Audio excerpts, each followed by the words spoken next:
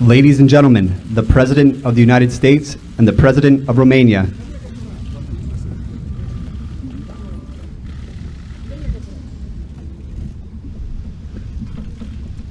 Thank you very much.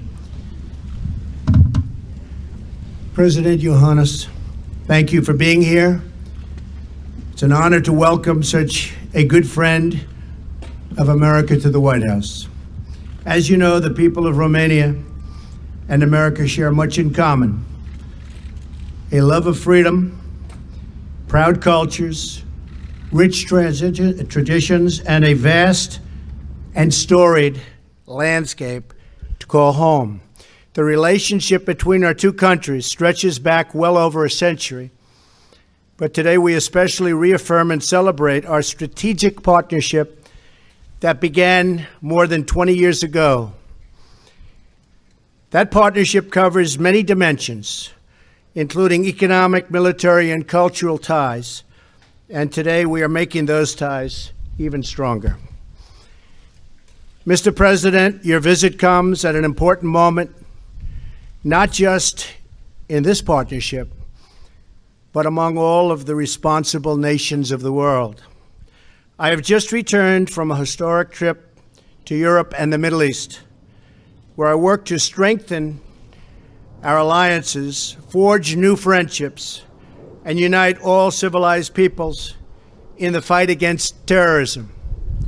No civilized nation can tolerate this violence or allow this wicked ideology to spread on its shores.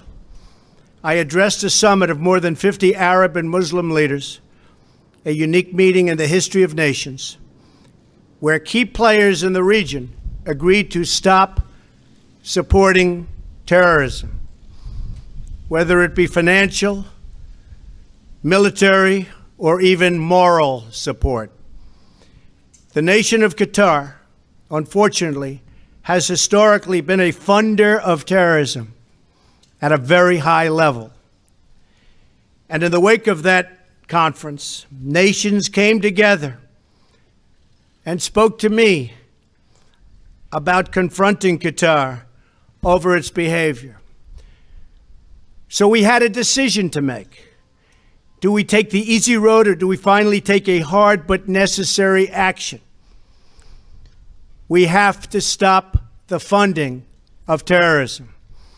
I decided, along with Secretary of State Rex Tillerson, our great generals and military people, the time had come to call on Qatar to end its funding.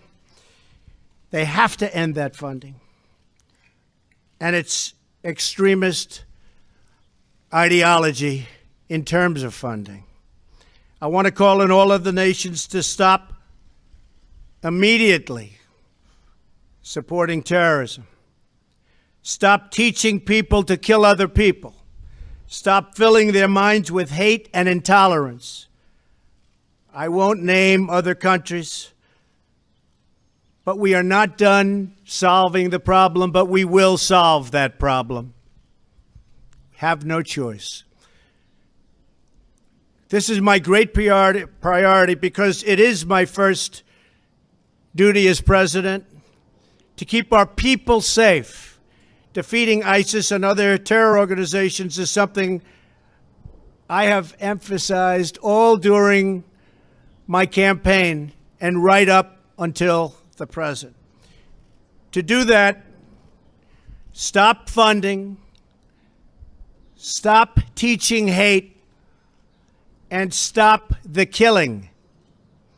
For Qatar, we want you back among the unity of responsible nations. We ask Qatar and other nations in the region to do more and do it faster. I want to thank Saudi Arabia and my friend King Salman and all of the countries who participated in that very historic summit. It was truly historic. There has never been anything like it before, and perhaps there never will be again. Hopefully, it will be the beginning of the end of funding terrorism. It will therefore be the beginning of the end to terrorism. No more funding. I also want to thank the Romanian people for everything they contribute to our common defense and to the fight against the evil menace of terrorism. They have their own difficulties with it, and they've come a long way, and they're doing a lot. Romania has been a valuable member of the coalition to defeat ISIS, and it's the fourth largest contributor of troops in Afghanistan. There, 23 of your citizens have paid the ultimate price, and America honors their sacrifice. I want to recognize President Iohannis for his leadership in committing Romania this year to increase its defense spending from 1.4% of GDP to over 2%. We hope our other NATO allies will follow Romania's lead on meeting their financial obligations and paying their fair share for the cost of defense. But I will say this, that because of our actions, money is starting to pour in to NATO. The money is starting to pour in. Other countries are starting to realize that it's time to pay up, and they're doing that. Very proud of that fact. As you know, I have been an advocate for strengthening our NATO alliance through greater responsibility and burden sharing among member nations. And that is what is happening. Because together we can confront the common security challenges facing the world. Mr. President, I want to applaud your courage and your courageous efforts in Romania to fight corruption and defend the rule of law.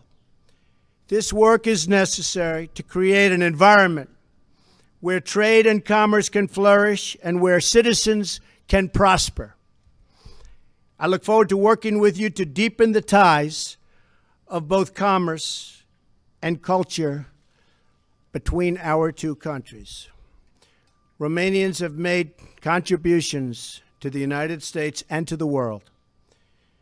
Very notable among them was Nobel Prize laureate Elie Wiesel, who was born in Romania and sadly passed away almost 1 year ago. And I understand that earlier this week, the American Jewish Committee presented President Iohannis with its very prestigious Light Unto the Nations Award for his work to further Holocaust remembrance and education in Romania. I join the AJC in saluting your leadership in this vital cause. The people of Romania have endured many, many hardships, but they have made a truly remarkable historical journey. The future of Romania and Romania's relationship with the United States is very, very bright. President Iohannis, I thank you for your leadership, and I thank you again for being here today. I look forward to strengthening our alliance with your country and our bonds with your people. The relationship has been good, but now it's stronger than ever. Thank you very much. Mr. President, thank you so much. So much. President Trump, thank you so much for the words you found for Romania, for the Romanian people, and for me. Thank you very much for the invitation to be here today with you, and thank you so much for arranging this nice weather in this place. Mr. President, I'm very glad that we had such a good meeting, and this is due to your strong leadership, and this is also due to our strong partnership. Obviously, the fact that we celebrate 20 years of strategic partnership this year is important for both our nations, and it is important to know, and this is what I want to underline, that this partnership with the United States of America shaped Romania as it is today. Romania, a solid democracy with a solid, sustainable economic growth. Romania, which stands together with the US troops in Afghanistan. We stand together in Iraq. Mr. President, this partnership contributed greatly to what Romania is today. And this partnership was and is very important. And I think this partnership not only has to continue, this partnership has to become stronger. This partnership has to define our bilateral relation, and this partnership has to contribute to solve so many problems. President Trump, you mentioned terrorism. I'm very glad that due to your strong leadership, NATO decided to go against terrorism. Your involvement made so many nations conscious of the fact that we have to share the burden inside NATO. And this is why Romania also decided, and if I'm right, I think this is the first country during your mandate to step up to 2% of GDP for defense spending. A significant part of this defense spending is going into strategic acquisitions. And I hope, President Trump, that we find good ways together to make good use of this money. Romania is very conscious of the fact that we stand on the eastern flank, and we heavily rely on your partnership, President Trump, because we cannot stand there without the US. We cannot stand there alone. On the other hand, our partnership has a huge opportunity to step up not only in security matters, but also in commercial and economic matters. And this is very important. Romania is a member of the European Union, and I think it's the best interest of you, Mr. President, to have a strong European Union as a partner. This is vital for all of us. Our relationship, the transatlantic link, is vital. Transatlantic link is not about diplomacy, about policy. It's at the basis of our Western civilization, and together we will make it stronger. Together we will make it better. NATO and the European Union do not have to compete against each other. They have to work together.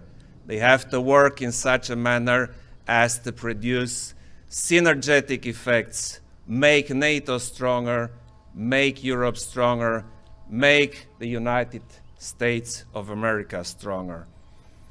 And this is what we decided, President Trump and I, to make our partnership stronger, better, more enduring.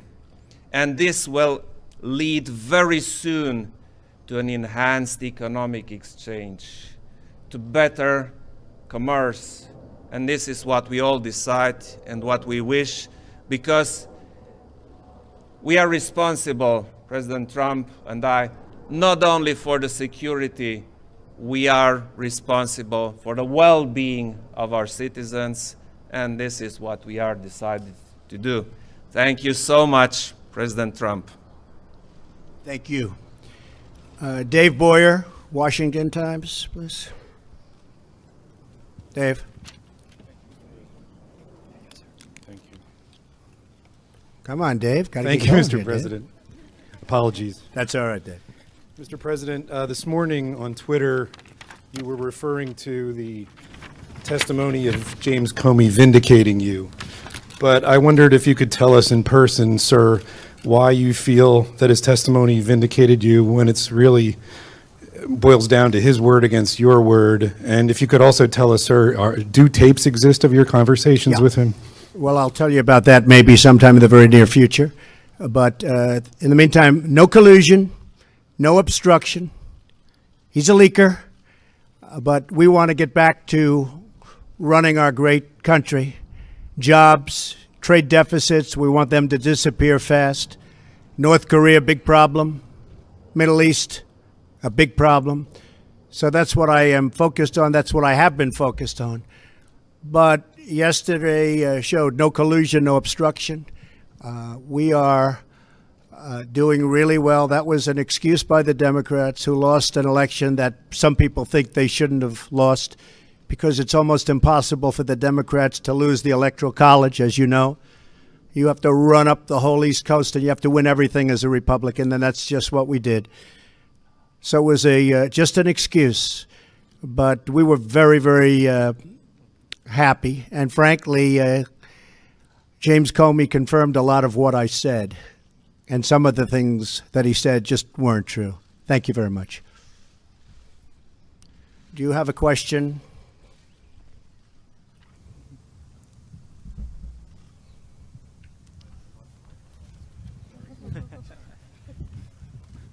Thank you.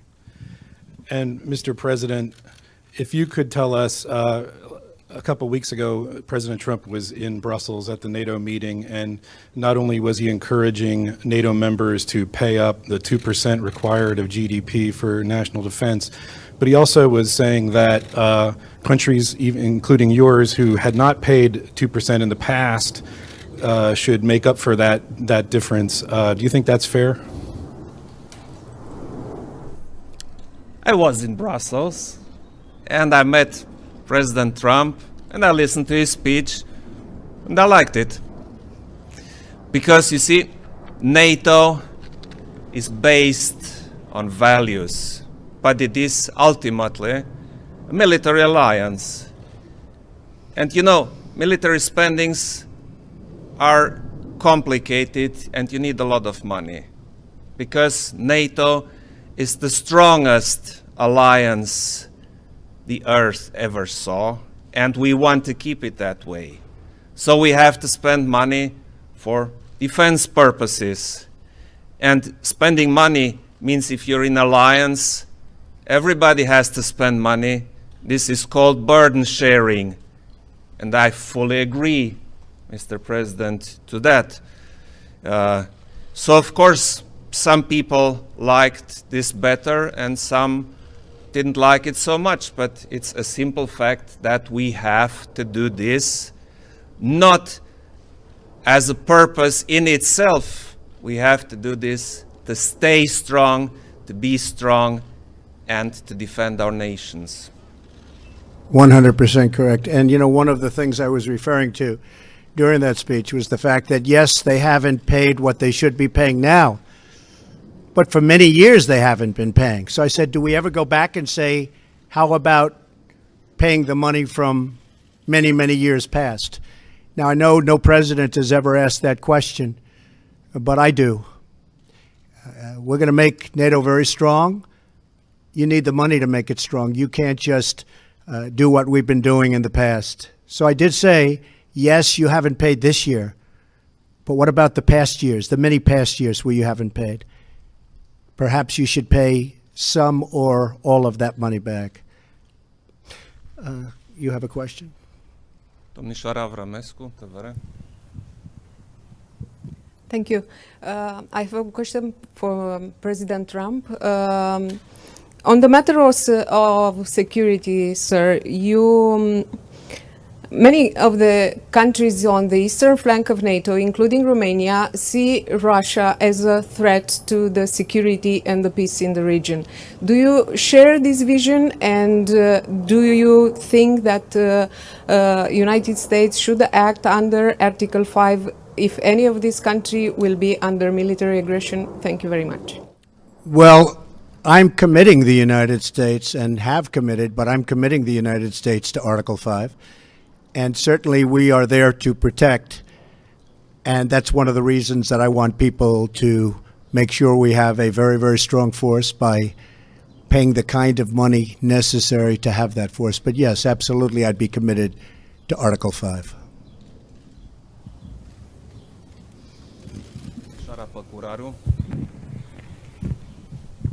Thank you, Mr. President. Were there any discussion about the visa waiver program for Romania? Is there a time frame for including our country in this program? Thank you. We didn't Yes. discuss it. We didn't discuss it, but there would be certainly, it would be something we will discuss, Mr. President. I mentioned this issue, and I also mentioned it during other meetings I had, because this is important for us, it's important for Romanians who want to come to the United States. And you see, more and more people come, President Trump, from Romania to the United States. Some come as tourists, some come for business, and those who come for business should be encouraged. So the matter of visa waiver would be probably important to discuss, and we all hope that we will advance on this. Good.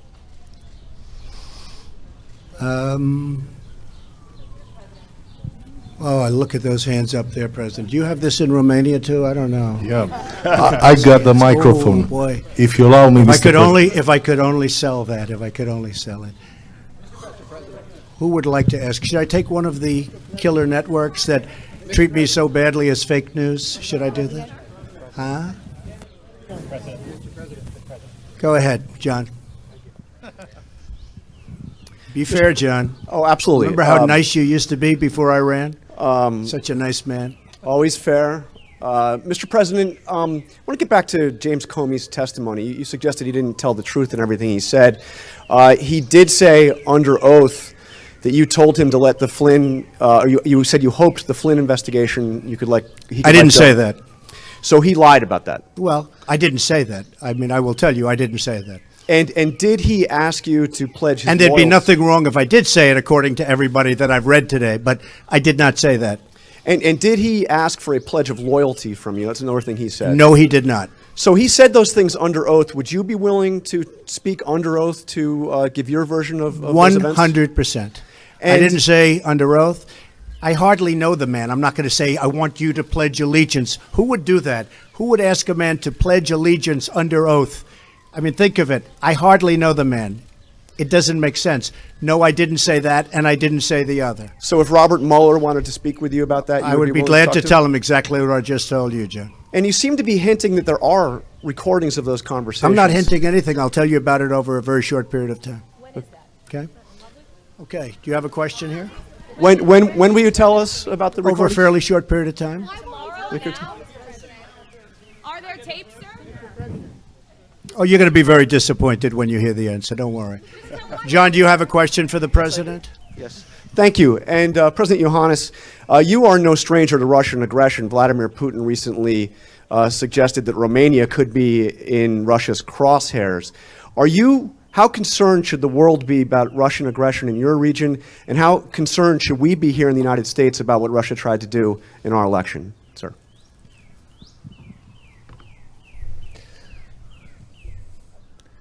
Everybody's concerned. But you see, being concerned should lead you to being prepared.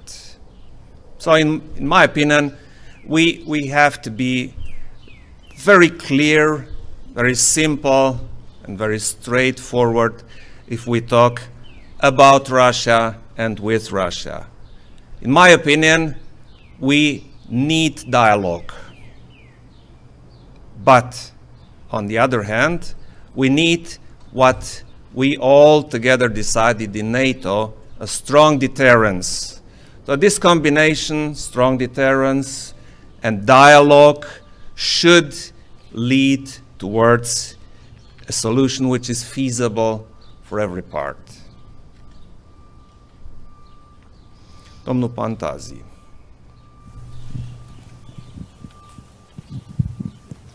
Hello, Mr. President Trump. You mentioned earlier the anti-corruption fight in Romania. It is a matter of high importance in our country. But we see now that the anti-corruption fight and the efforts to consolidate the rule of law are sometimes undermined by some politicians, part of what we can call the Bucharest swamp. Is your administration going to support the anti-corruption fight in Romania, and how can you do it? Thank you. Well, we support very strongly Romania, and therefore, obviously, we do support that fight on anti-corruption. We will always support that, and we support your president. We think he's done an outstanding job, very popular, very solid, working very hard. We know everything that's going on, and and he's going to win that fight. He's going to win that battle, but he has our support. Thank you so much. Do you see the corruption in Romania as a problem for the US-Romania partnership and for the American investor as a threat, because we still have corruption in Romania despite this anti-corruption fight? Well, you do, but I can tell you that there are many American investors right now going to Romania and investing. In fact, I was given a chart just before our meeting, and we have people going over to Romania and investing, and they weren't doing that a number of years ago. So that shows very, very big progress, and there really are a lot of congratulations in store. But a lot of people are investing from our country to yours, and people love from Romania the United States, and they come here a lot, and we're very proud of them. Thank you all very much. Thank you. Thank you very much.